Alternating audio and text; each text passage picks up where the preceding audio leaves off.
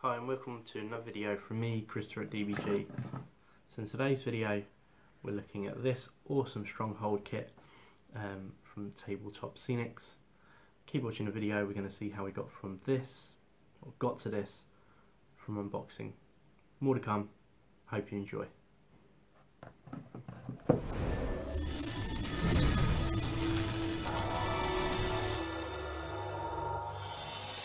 Hi and welcome to another video from me, Christopher at DBG. So it is still October. We're carrying on with our Terrain Season 2, which has been given to us from Tabletop Scenics. Check them out, links in the description if you haven't already. This is episode 4 now. Last week was the giveaway, so well done to Tom who won that. We're going to be looking at something quite interesting, and I would have liked to show you more, and I might in the future buy some of these, or if Tabletop Scenics want to give me more stuff, even better. But we're going to look at the Skargruk Strongline. Now what this is, if you look on any of their websites or their trading site, the ones that trade for them, now this is a stronghold point where they have pictures of like just single pieces, but actually it looks like it can be designed to be together, so you could almost do like a defensive line, a proper orc barricade, even linking up other previous buildings as well. So it looks really interesting. They've got like gates, walls, angles, ones with steps on that you can climb up, and all sorts of little bits to it. So it looks really interesting. I didn't want to do one of the bigger stuff yet, so that's going to come. We've only got 3 more things to do, which is York snack bar, the bastion,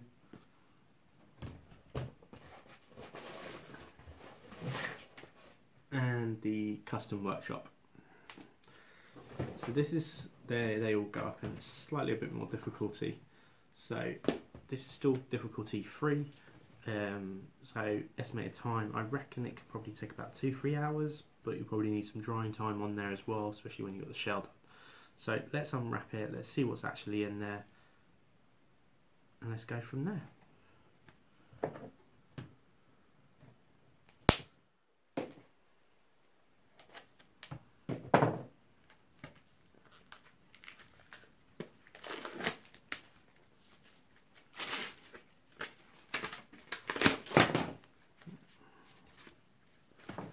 Again, nice instructions.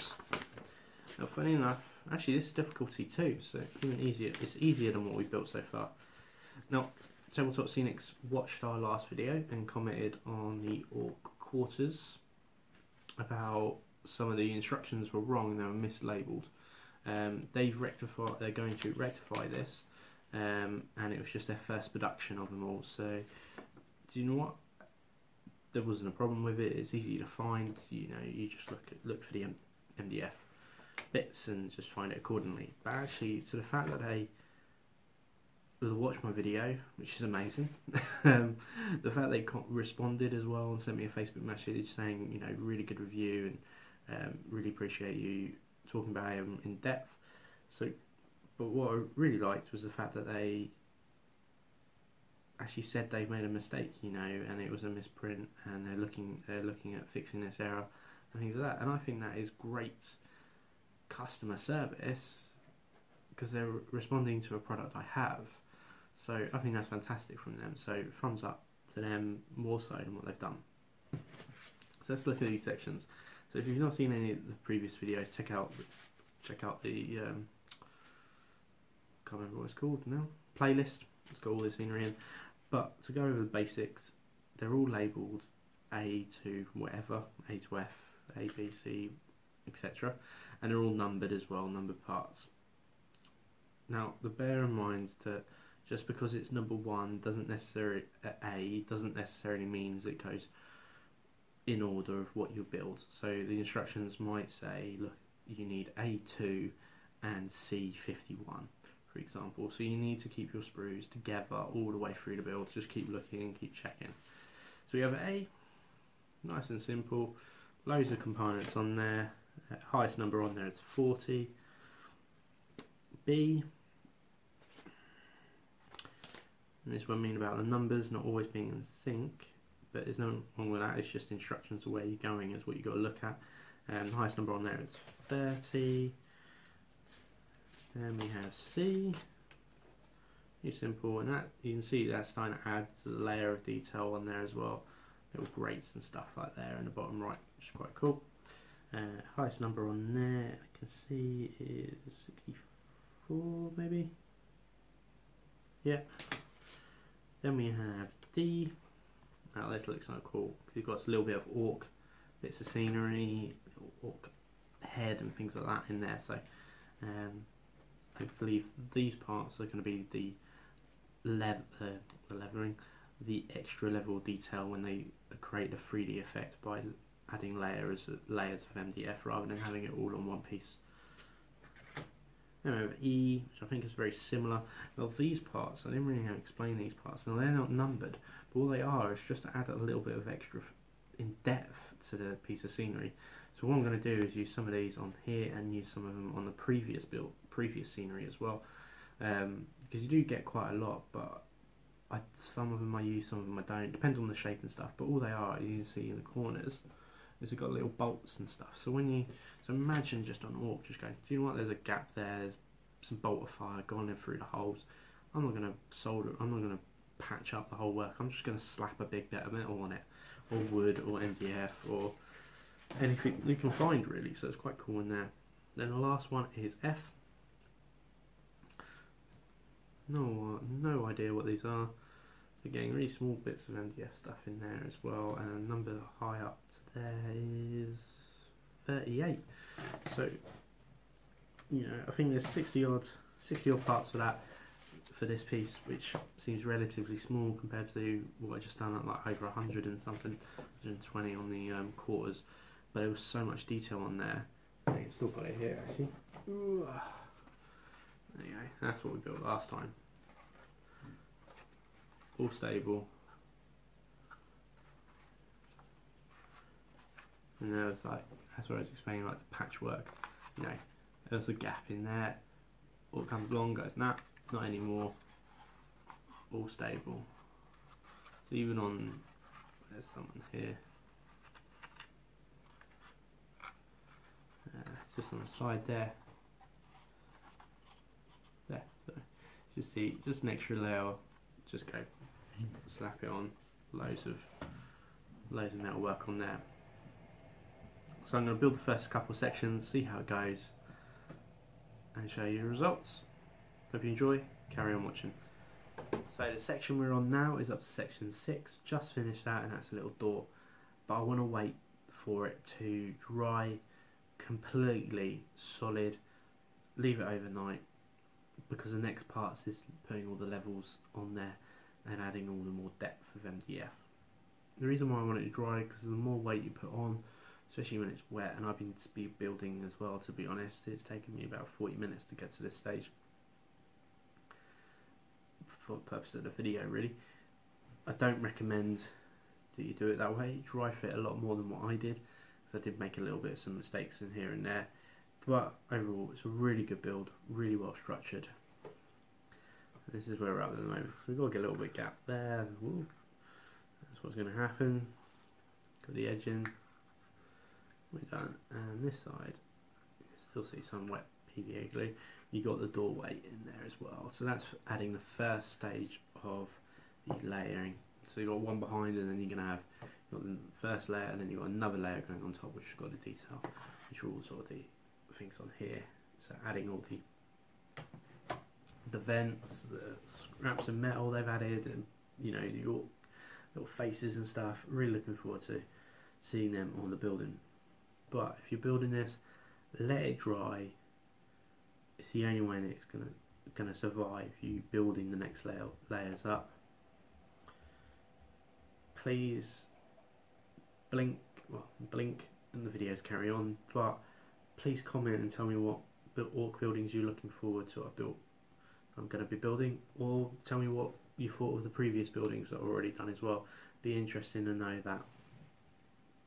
Also, my next army I'm building at the moment is between two. It's Blood Angels, which is mostly into flyers and things like that. I've got two Storm Ravens, might order a Raptor, not too sure yet, and Crimson Fists with Redemptor Dreadnoughts, Doodoo Dreadnought and Predators. So it's a real mix, you know, but it's quite cool, non-tournamenty. Probably Blood Angels a little bit more tournament. Crimson Fists not tournament, just a shock, really, because I think it's got a lot of cool things in there that people won't know it's coming. But I'll talk about that and give a full list detail as I carry on for this video. It'd be quite nice to talk about it, but I'm going to call it a night. Let all this dry overnight. Hope you enjoyed it so far. Carry on watching, you'll see all the rest of it and see it finished. So this is the Stronghold finished. You can see a little bit of PVA glue still drying, but actually if you come down to this level, I think it looks quite intimidating. All the vents, all the spikes on here, which were a really nice touch actually. I didn't even see where they were at first by the diagram, but actually when you look at the model, it's like loads of little indents. The same goes for the steps around this side as well. In fact, it's got an orc there, orc head. You know, look at those steps going up. Again, they're all slightly different. At the top, nice little orc little bits, some cogs. These are some wrenches that were actually the indents that I took out of this part, and I just put them on the top there. Just a little touch, just, you know, orcs are working away on this side. Orc fist holding, you know, some type of lightning bolt or something like that. Nice little design. But overall, really impressed with this. What's really cool is if you take the backer bunker that we did before, you can actually fit it alongside each other.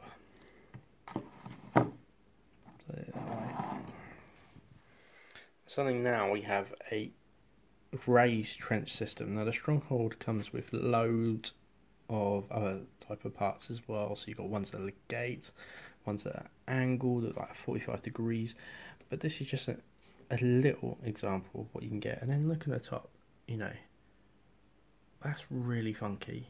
You know, you have orcs running along, orcs inside shooting out, more than likely missing, but they like the noise. I think generally I'm really impressed with this. So do a little bit of wrap up. I'm going to speak about my next army and also speak about what we expect from the orcs as well as an army. So, just seen it looked up. It's just seen this thing nicely built, all finished. I really enjoyed it. There was a couple of parts where I was a little bit not annoyed with, that's the wrong word. It was sort of just took my time on it a little bit because I was a little bit frustrated with part was just mislabeling. But Tabletop Scenics are aware of this. They've already commented before. They are launching some of these products with new labels and new instructions. So, but generally, if you take your time, it's actually easy to fix anyway. So myself, I've got three new armies to build really. My next army is Crimson Fists, and I'm going to do 3 Predators, a Doodoo Dreadnought, 2 Primus, basically backer Dreadnoughts. I think I've got in there a unit of Stern Guard, Pedro himself, a Captain, a Librarian, and 3 Intercessors, and the Primus Intercessor Lieutenant from Conquest 5, or he'd be quite cool in there, and that's my 2,000 points. Really nice, really gimmicky. I think it's really well themed as well around Crimson Fist, minus a Librarian. I was thinking Tech Marine instead, but then I like the fact of, you know, boosting the Doodoo Dreadnought up to an extra toughness too. So he's the sink of getting everyone a 5+ invulnerable save around him, and you have all the Captain, you know, and you have the Pedro as well. He's well overpointed for what he is, but actually him running up with the Intercessor squad, giving them +1 attack and rerolls on everything, actually is pretty deadly. But 170 points is quite expensive. So that's my Space Marines. That should be coming soon. Actually, I ordered all my stuff from Forge World, and for my captain, I've actually got Alexis from Forge World, the captain of the Imperial Fist, just because he's got the fist, which I want to use as a relic fist, and the Storm Shield, which I think which will just look really cool on a captain anyway. A little bit unnecessary, but theming the army looks beautiful. And for the Pedro himself, I know it's not Pedro, but I just call him Pedro because my version is the limited edition Crimson Fist model, minus the plasma arm, because I took that off and I don't think it really suits Crimson Fists, and swapped it for a Stormbar. I think it's quite themed then, and the banner as well, you know, it's all really cool. But next is Orks. Now we've just seen the Ork drop with all the rules of the bikers, the buggies more particularly, especially the war bike HQ, that anyone within 6 inches of him can advance and charge, which is absolutely awesome. The fact is, if you roll a 4+ on your advance, you teleport as a Ork buggy, and you've got to be 9 inches away from the enemy. I think that's quite cool. I think it's, you know, very themed. You also take a more wound on a 4+, because that's how you teleported in. The guns have loads of potential. Being Orks, you know, we don't know the stats of all of them because there is grots on there. In theory, they should be shooting better than Orks, but that might not necessarily be the case. But actually, I really encourage you to go to the Warhammer community page, just have a look at it. I think Orks are going to be something really special, and then they're probably going to get changed drastically at Christmas when the chapter approved book. So I think they could be quite competitive, and then chapter approved will probably level everything out again and make some things stronger, some things not. I think Knights could get a hit massively in the chapter approved, because I think they're going to get, you know, the Valiant and the Crusader are going to get up points. There's no doubt about that. I've been chatting to my friend today about what type of army I want to do at the 1250 tournament in spring, which is what all this scenery is going to be on the board, as we're sponsoring two of the boards there. So this is going to be one of the scenery themes is an Ork city in loads of rubble and stuff like that, so it'll be quite funky. He's just bought himself a Thunderhawk, so big out of shout of Phil, fair play for doing that. He's built it, looks beautiful. I'll share the page, share the pictures on our Instagram, so make sure to check that out. Now I was thinking, I asked him how good would it be, also would it work in a 1250 tournament list. 1250, it comes in at like 800-900 points. So realistically, you're getting a captain, lieutenant, possibly tech, marine because of the points, and then 3 squads of scouts that would all go in there. The Thunderhawk has got some amazing rules. I'm really interested in testing it out. I think it probably would be too stupid. But I think the majority of people just wouldn't see it coming. They will now if they're watching my video, but it'd be interesting. I mean, how would you deal with something like that? What would you take in a 1250 tournament list? And mainly it's a friendly tournament, it's not a GT. It's one of the reasons why it's 1250. And Maelstrom missions and things like that are involved as well, so there's a lot to take in. So flat out kill ratio, I mean, it's not going to make its points or score any objectives, but could the scouts do their job and hold the objectives and stuff? I don't know. But also it's a flyer, so if the people are taken out, then you auto lose. But then the people were inside, so how you got to kill it first to take the people out, you know. There's that horrible dilemma. Stuff says 9. It's broke. And it's got 40 plus wounds or something like that. It's crazy. Quite cool. But anyway, it'd be interesting to know what you think in your 1250 list. There's also going back into the scenery. I want to do a massive shout out to Tabletop Scenics. They have been amazing by giving all this. The next 3 pieces of scenery, I want to do a poll to see which ones you want me to build. So go to our Facebook page, like it. There's going to be a facial expression poll, you know, smiley face, love heart, the wow face, for all 3 of the things we got left. So we got the Bastion, the snack bar, and the mega workshop, the workshop. So there are 3 we got left. I really want to know what you think I should build. If you haven't got Facebook and things like that, then comment below on which ones you want me to build next. That's absolutely fine. I'm going to do a poll, just see which ones, you know, be interested in what you guys think. But generally, really happy with this thing. The biggest thing was that overnight dry. That was so key because it allowed me to actually build everything else within about 40 minutes. So actually it was turned into a really quick build because of that. If it was still wet, there's no chance that I'd be frustrated and I'll be pushing it all apart. Things will fall apart. So overnight drying on that initial stage when you've got the shell done is best advice I can offer you. But I really like it. The fact is, there's so many more other bits that sort of connect to this. They come in like from here, they go on here, so they can come at angles and stuff. I think you could do a nice little square and just have a little fort, or make your own little games.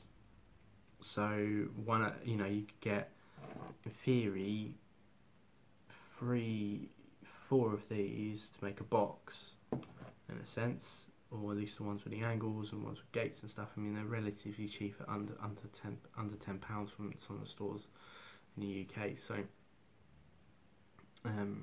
but you could get like 2 of them, like 2 little squares, 2 little forts, and do like a capture a flag type thing. You know, you could make your own scenarios quite easily on this, and I really like that idea of themed and narrative and all that sort of stuff.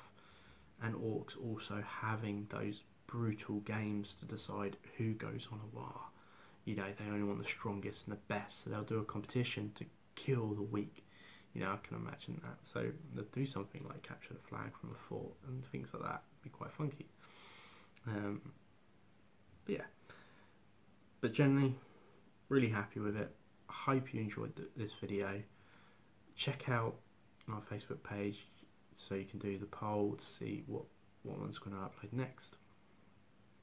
But equally, please subscribe, like, do all of that sort of stuff. Follow us on Instagram. I'm constantly putting up photos and stuff like that on there. Bit of Instagram fan at the moment, actually, to be fair. And actually, to be fair, it's easy enough to upload photos and it's quite nice. So I'm going to be doing showcases exclusively on Instagram of like my armies and stuff like that. Not long sold a Grey Knight army, so the only thing I've got is pictures of that, so I might show them up on there soon. And they're all metal, all old school. The guy was really happy to buy it, and I was quite happy to let it go because I haven't used it for many years. So it's nice to see some armies going to a decent home. It seems I'm still looking for a home for my Nid army, but I might still use those, I don't know yet. But check it all out. I hope you enjoyed the video. Wherever you are in the world, make it a good one, and happy hobbying.